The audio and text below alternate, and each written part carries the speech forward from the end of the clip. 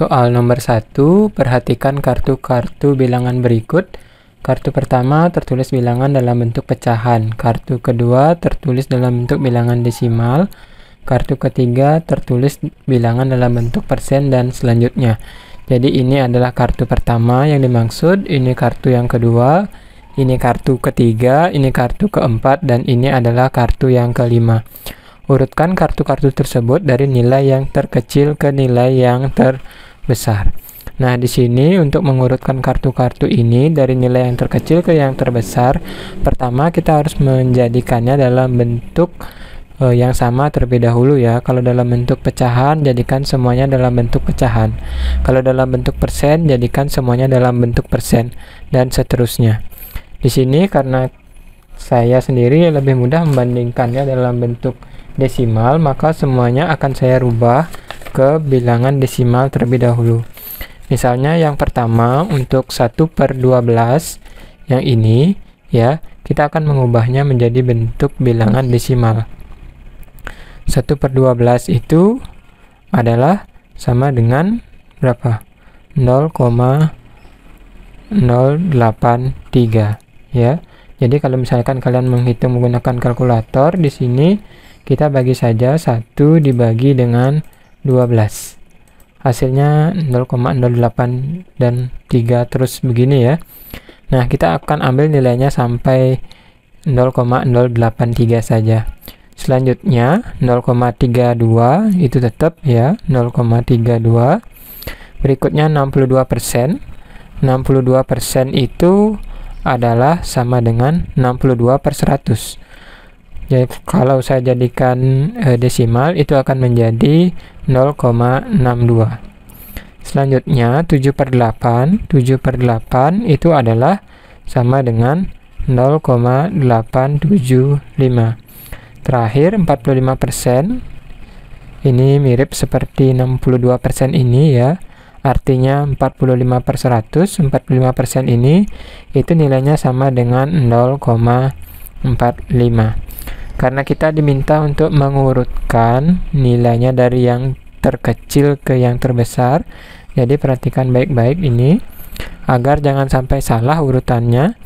Kita cari yang paling kecil terlebih dahulu. Yang paling kecil ini kan ini ya, 0,08 ya.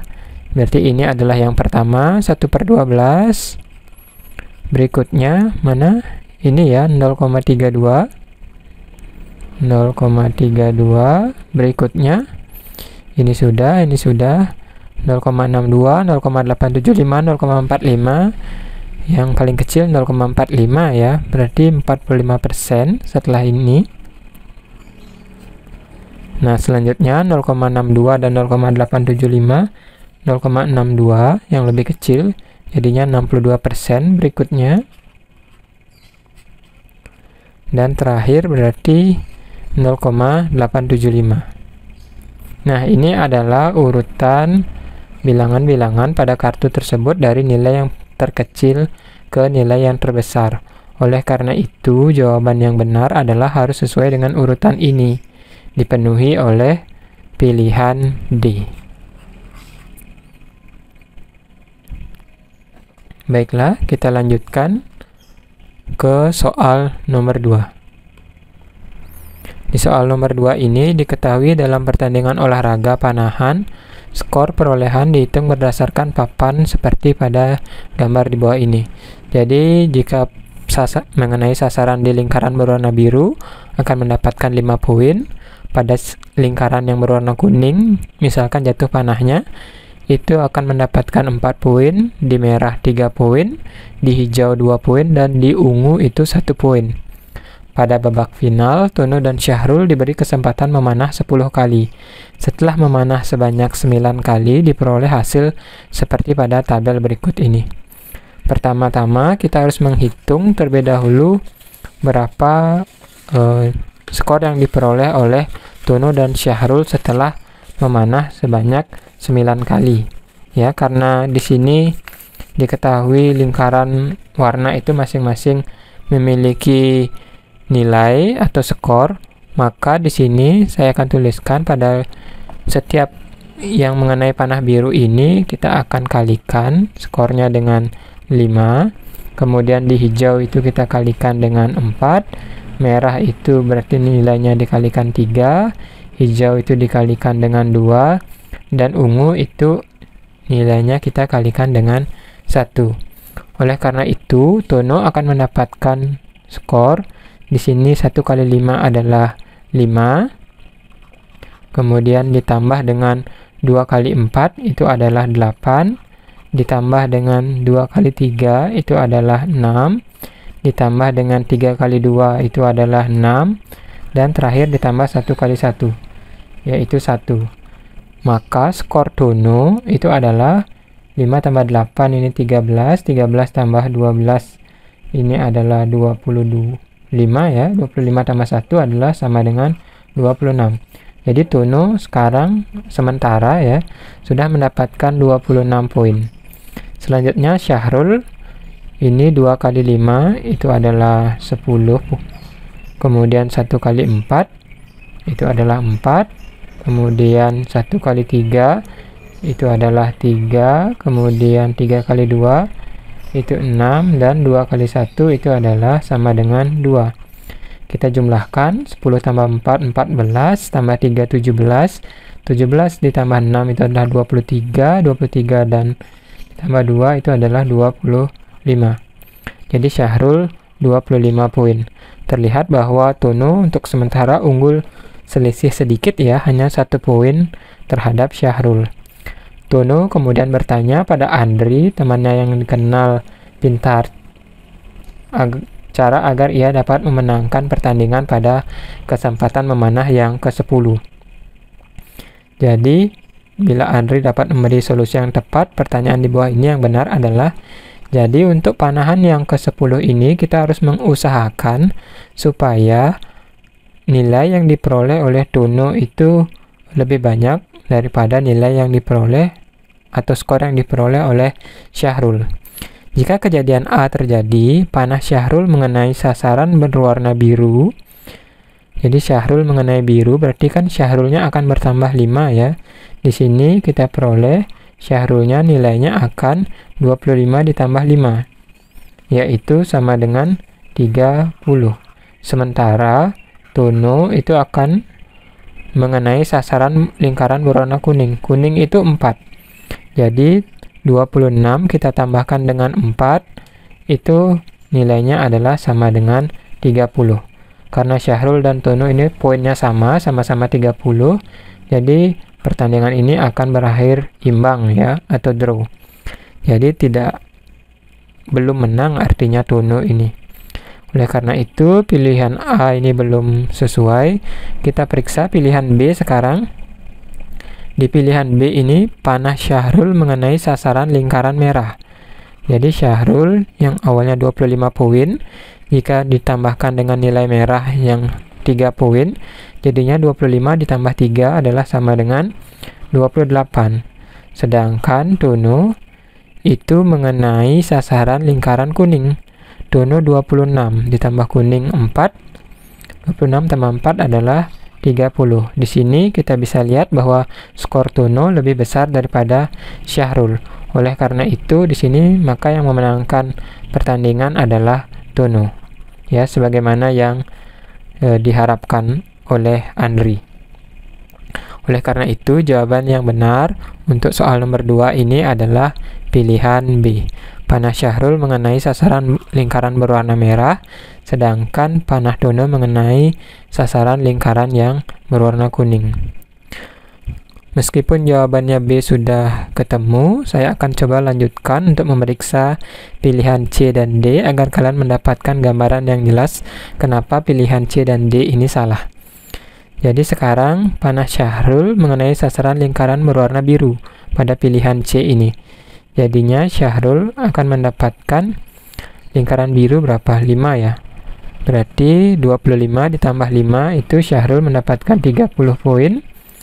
Sedangkan Tono di sini Tono itu mengenai sasaran lingkaran merah. Jadi Tono itu 26 ditambah merah 3 berarti 26 tambah 3 29. Justru kalah ya Tononya di sini. Tidak jadi dia menang. Syahrul yang menang. Oleh karena itu pilihan C jadi salah. Kemudian di pilihan D, panah Syahrul mengenai sasaran lingkaran merah. Jadi Syahrul 25 poin ditambah merah 3 poin, jadinya 28 poin. Selanjutnya Dono, kita akan periksa mengenai sasaran berwarna hijau. Hijau itu 2 poin ya. Hijau 2 poin ditambah Dono yang sudah 26 poin, jadi 26 ditambah 2 poin itu adalah sama dengan 28 poin. 28 Syahrul, 28 Dono. Pertandingan akan berakhir juga imbang. Nah, dari keempat pilihan ini hanya pilihan B ya yang menyebabkan Dono bisa memenangkan pertandingan. Demikian penjelasan untuk soal nomor 2. Kita akan lanjutkan ke soal nomor 3. Dalam sebuah kandang terdapat 60 ekor ayam yang terdiri dari 32 ekor ayam jantan dan 20 ekor ayam jantan berwarna hitam. Apabila ayam yang berwarna hitam seluruhnya itu ada 35 ekor, maka banyak ayam betina yang tidak berwarna hitam adalah, nah di sini kita harus memisahkan terlebih dahulu antara ayam jantan tersebut dan yang betina. Misalkan saya buatkan sebuah gambar diagram Venn-nya. Jadi seperti ini adalah semestanya. Di sini kita buat himpunan untuk ayam jantannya, dan ini kita buat himpunan, dan ini kita buat himpunan untuk yang betinanya. Perhatikan sekarang dari 60 ekor ayam yang ada di kandang tersebut, 32 ekor diantaranya adalah ayam jantan. Di sini kita bisa menyimpulkan bahwa yang jantan adalah sama dengan 32 ekor. Nah, ayam betinanya berapa?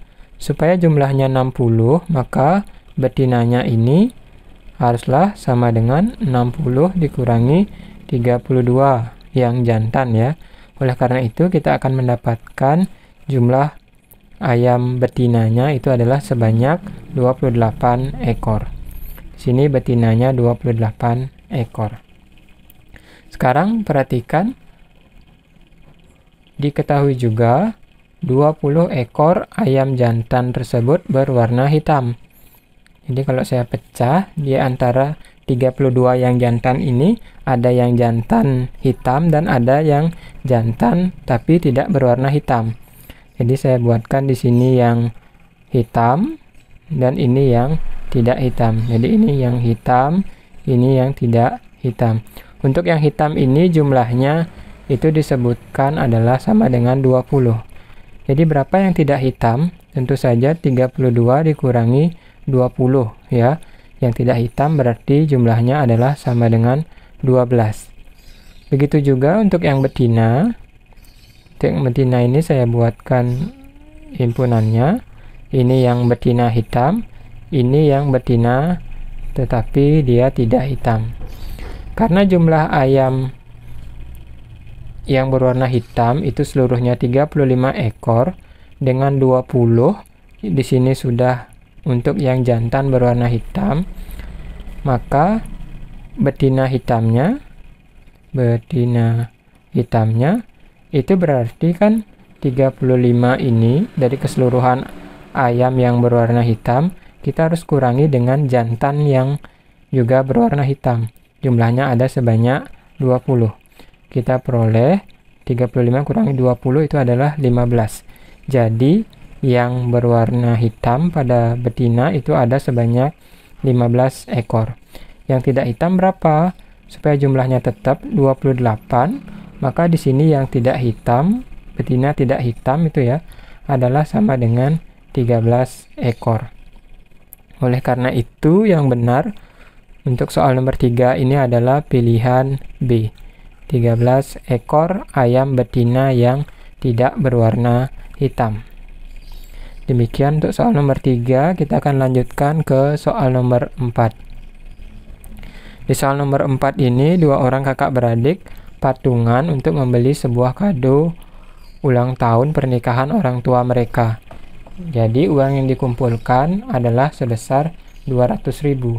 Kalau saya buat permisalannya, jadi misalkan K itu sebagai kakak, jadi misalkan K itu sama dengan kakak dan A-nya itu adalah sama dengan adik. Di sini kita bisa membuat sebuah persamaan bahwa uang kakak ditambah dengan uang adik itu adalah sama dengan Rp200.000.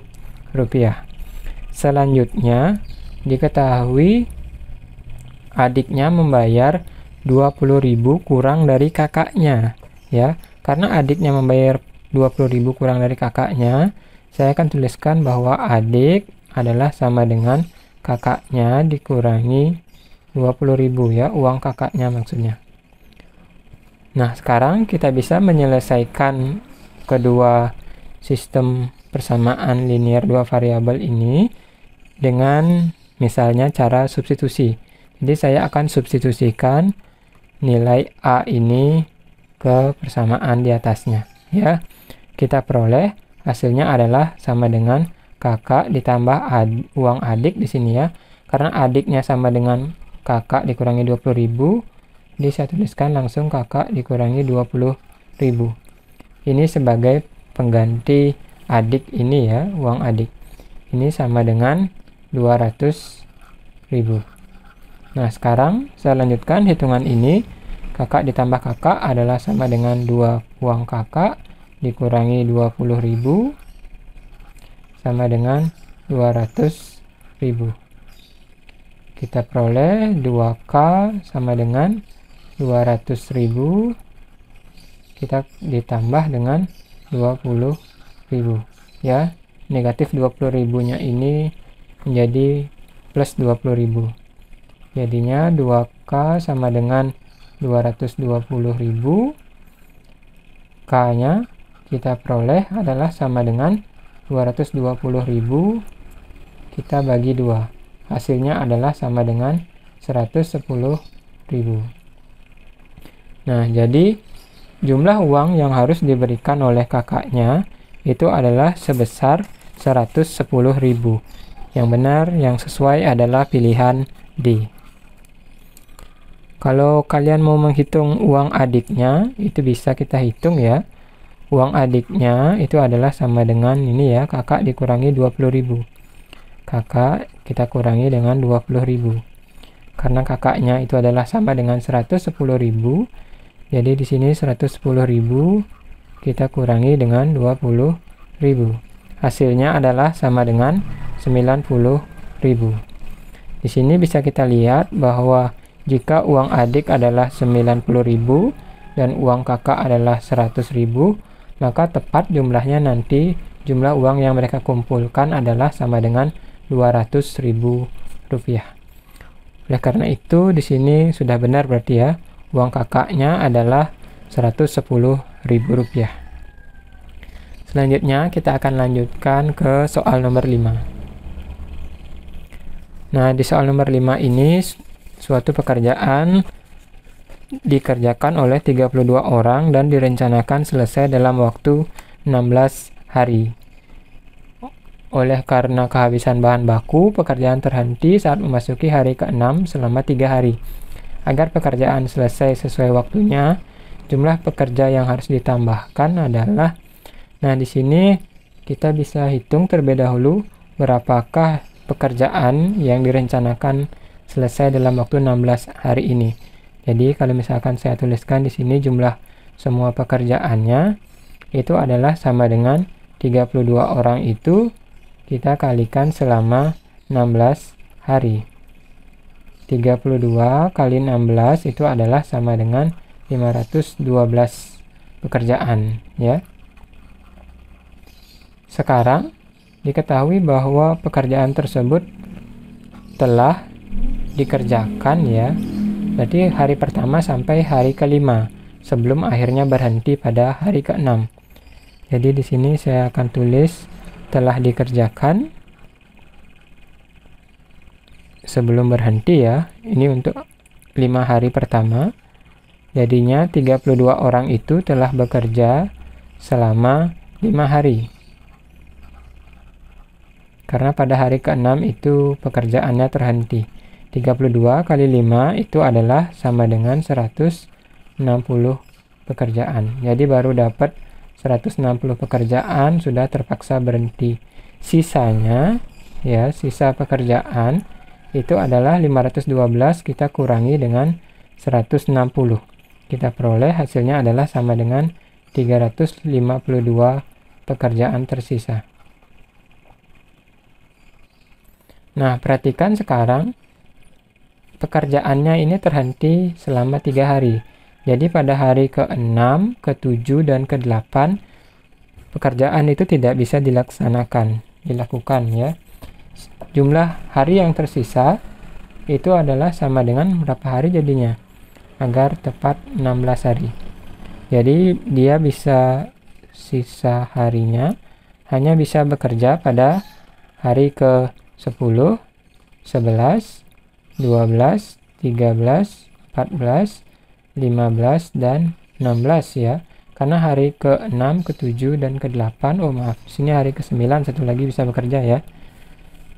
Hari ke-1, 2, 3, 4, 5 dia bekerja, kemudian 3 hari berikutnya 6, 7, 8 dia berhenti bekerja, kemudian 9 sampai 16 dia lanjutkan bekerja. Ini berarti ada 1, 2, 3, 4, 5, 6, 7, 8 ya. Ada 8 hari tersisa agar pekerjaan tersebut bisa selesai tepat pada waktunya. Karena banyak pekerjaan tersisa itu adalah sama dengan 352 pekerjaan dan sisa harinya itu 8 hari, maka untuk mengerjakan pekerjaan tersebut kita perlu pekerja sebanyak 352 kita bagi 8 hari tersisa ya. Jadi sisa pekerjaannya itu kita bagi-bagi terhadap sisa harinya. Kita peroleh hasilnya adalah sama dengan ini 352 bagi 8 adalah 44 ya. 44 orang. Ya, ini pekerjaan agar selesai tepat pada waktunya 44 orang. Karena pekerjaan tersebut itu sudah memiliki 32 orang pekerja, jadi kita perlu tambahkan pekerja agar tepat menjadi 44 orang. Jadi tambahan pekerja itu adalah sama dengan 44 kita kurangi dengan 32 yang sudah tersedia awalnya. 44 dikurangi 32 adalah sama dengan 12 orang. Nah, jadi yang benar untuk soal nomor 5 ini adalah pilihan C, 12 orang tambahan pekerja agar pekerjaan tersebut selesai tepat waktu. Jadi demikianlah pembahasan tryout kedua matematika kita, soal nomor 1 dan soal nomor 1 sampai soal nomor 5. Jika ada di antara kalian yang belum jelas bisa ditanyakan atau dituliskan di kolom komentar. Tetap semangat belajar ya.